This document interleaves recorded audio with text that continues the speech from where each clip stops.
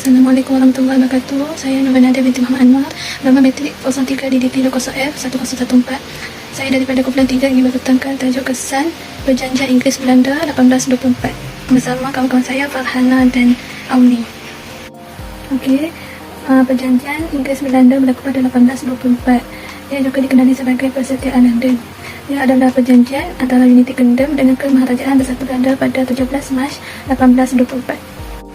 Perjanjian ini dibuat bagi menyelesaikan masalah dan salah faham yang berlaku ketika Perjanjian Inggeris Belanda 1814. Perjanjian ini dibuat untuk menyelesaikan ketidakfahaman antara kedua-dua pihak yang berlaku pada Perjanjian 1814. Peristiwa ini merupakan peristiwa bersejarah kepada Tanah Melayu dan Indonesia. Terdapat beberapa faktor terjadinya Perjanjian Inggeris Belanda. Yang pertama, persaingan perdagangan di timur. Yang kedua, dasar persahabatan Inggeris Belanda di Eropah. Yang ketiga, dasar-dasar rifles di Singapura dan pertelingkahan mengenai Singapura. Yang keempat, kemajuan Singapura. Dan yang terakhir, masalah kewangan yang dialami oleh Singapura. Perjanjian ini ditandatangani pada 17 Mac 1824 di London. Pihak British diwakili oleh George Canning dan pihak Belanda diwakili oleh Carlos W. Terdapat dua jenis syarat kewilayahan dan syarat perdagangan. Antara syarat-syarat kewilayahan ialah Belanda menarik balik bantahannya terhadap penduduk British di Singapura. British menarik semula bantahannya terhadap penduduk Belanda di Pulau Belitung dan lain-lain kawasan. Bandar dan pelabuhan Melaka serta tanah jajahannya diserahkan kepada pihak British. Bangka-Belitung di Sumatera diserahkan kepada Belanda.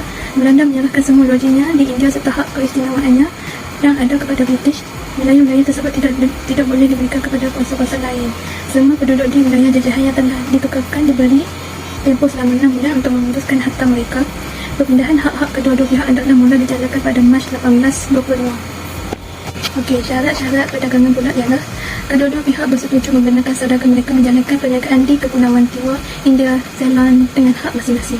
Rakyat dari satu negeri mesti bayar cukai tidak lebih daripada bayaran yang dikenakan kepada rakyat dari negeri yang mempunyai pelabuhan.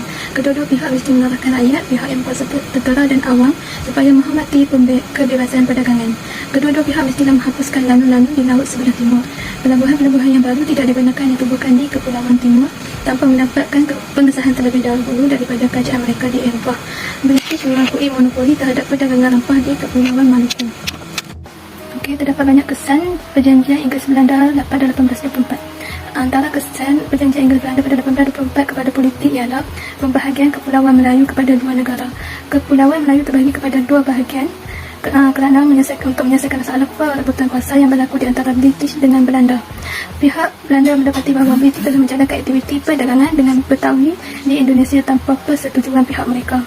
Bagi menjaga hubungan diplomatik kedua-dua negara di Eropah dan menjaga kepentingan masing-masing di Asia Tenggara, maka berlakulah pembahagian Kepulauan Melayu kepada dua negara. Kesan Perjanjian Inggeris Belanda terhadap politik yang seterusnya ialah perpecahan Empayar Johor Riau. Sebahagian daripada wilayah di Tanah Melayu adalah di bawah jajahan Belanda, sebahagian lagi jajahan British.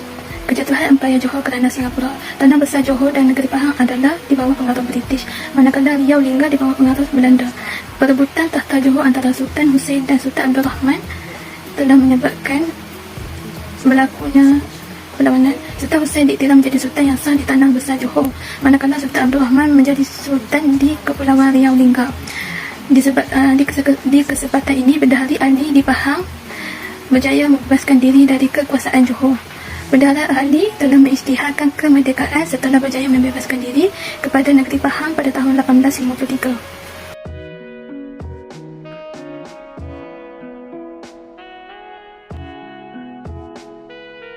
Not very good with people. If you don't start a conversation, we won't have one.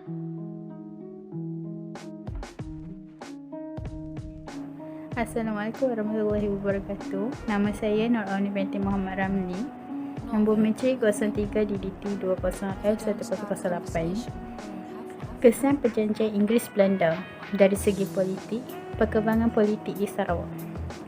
Berlaku perkembangan politik di Sarawak, James Brooke ke Sarawak yang ingin berjumpa dengan Pengarah Muda Hashim. Keadaan di negeri Sarawak sangat kocar-kacir dan banyak pemberontakan penduduk tempatan, terutamanya orang-orang Dayak, yang berlaku disebabkan pemerintahan Pengarah Muda Hashim yang begitu kejam terhadap penduduk tempatan.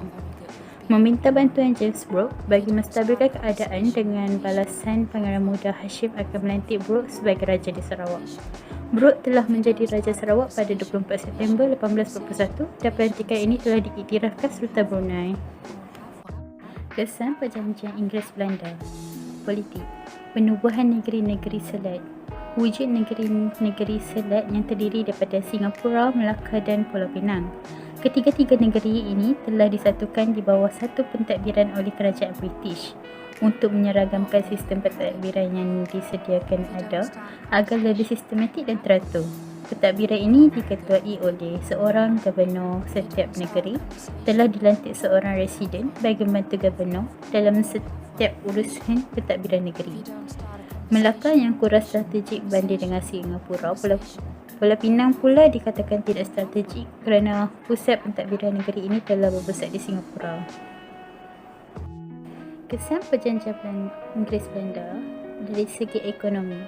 Perkembangan ekonomi negeri-negeri selat. Singapura menjadi negara yang sibuk terutamanya aktiviti perdagangan dan pelabuhan.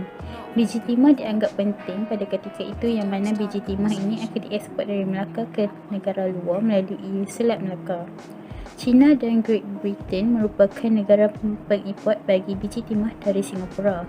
Biji timah ini diekspor dalam jumlah yang banyak seperti negara China berjumlah $117,386, manakala Great Britain pula $101,204.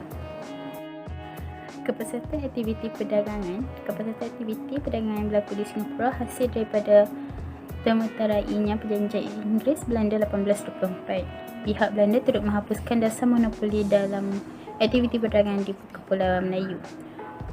Pelabuhan di Singapura semakin berkembang pesat menjelang 1830. Barang import daripada pantai timur semenanjung seperti negeri Pahang adalah sangat besar dengan nilai emas yang dibawa oleh kapal pada tahun 1835 berjumlah $143,840 Spanyol, manakala di pantai barat pula adalah berjumlah $12,000.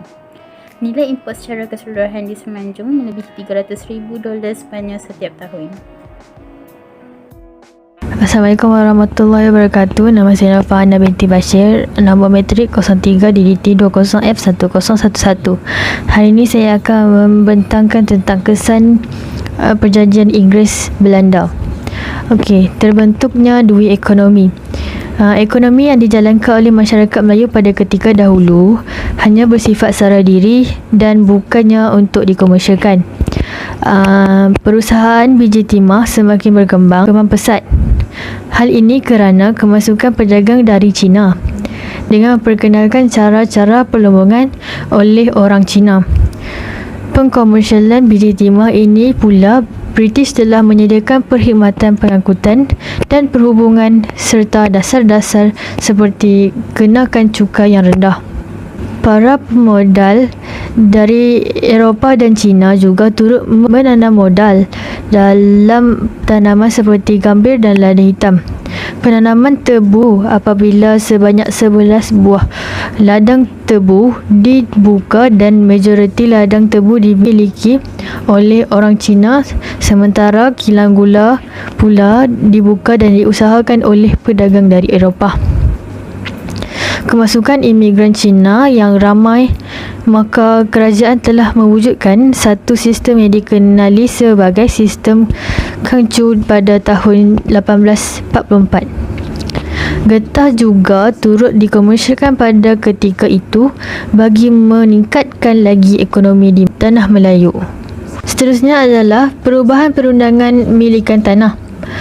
Milikan tanah terhadap penduduk tempatan adalah berdasarkan pendudukan seseorang ke atas sesuatu kawasan. British merubah struktur milikan tanah yang mana British telah mengubah undang-undang untuk memperkenalkan sistem pendaftaran tanah torrents di semua negeri kecuali di negeri-negeri selat. Bercirikan hak milik kekal terhadap tanah yang dimiliki, diwarisi dan dipindah milik tanpa menyekat penjualan tanah. Perkembangan aktiviti perdagangan dan perlombongan di tanah Melayu. British turut memperkenalkan pindaan pajakan pertanian dan British turut memperuntukkan enakmen tanah simpanan untuk orang Melayu khususnya dalam aktiviti penanaman padi. Terusnya, sosial, perubahan sistem pendidikan. Sebelum campur tangan British, corak pendidikan di tanah Melayu berkonsepkan keagamaan. Setelah kedatangan British ke tanah Melayu, mereka telah mengubah dasar pendidikan baru. British telah menubuhkan beberapa sekolah untuk masyarakat Melayu, tetapi mereka hanya diajari untuk menulis, membaca dan mengira ataupun dikenali sebagai 3M. Seterusnya, British juga menubuhkan sekolah-sekolah Cina dan Tamil. Seterusnya, perubahan infrastruktur. Sebelum kedatangan British di tanah Melayu, aktiviti pengangkutan hanyalah menggunakan jalan sungai. Dan pada tahun 1900, British telah mewujudkan rangkaian kereta api untuk menghubungkan kawasan Lembong Biji Timah di negeri Perak dan Selangor. Seterusnya, penutup. British telah membawa era pembaharuan terhadap tanah Melayu menerusi campur tangan melalui perjanjian Inggeris-Belanda pada tahun 1824 dan perjanjian Pengkor pada 1874. Pembaharuan yang dilakukan dalam beberapa aspek penting seperti ekonomi, sosial dan demografi. Tanah Melayu meninggalkan kesan yang mendalam sehingga boleh dilihat kesannya sehingga hari ini. Antara kesan yang paling besar boleh dilihat adalah kepelbagaian kaum yang wujud pada hari ini merupakan struktur masyarakat yang dirancang oleh pihak British berpuluh-puluh tahun dahulu. Namun demikian, kesan itu menjadikan negara Malaysia sebagai negara yang mempunyai identiti yang unik dengan wujudnya kaum Melayu, Cina dan India. Perpaduan yang ditunjangi oleh 3 kelompok kaum besar ini merupakan inti di mana negara Malaysia tetap utuh berdiri megah walaupun bermandikan darah selama berabad-abad untuk mengusir penjajah dari tanah air ini. Sekian, Assalamualaikum warahmatullahi wabarakatuh.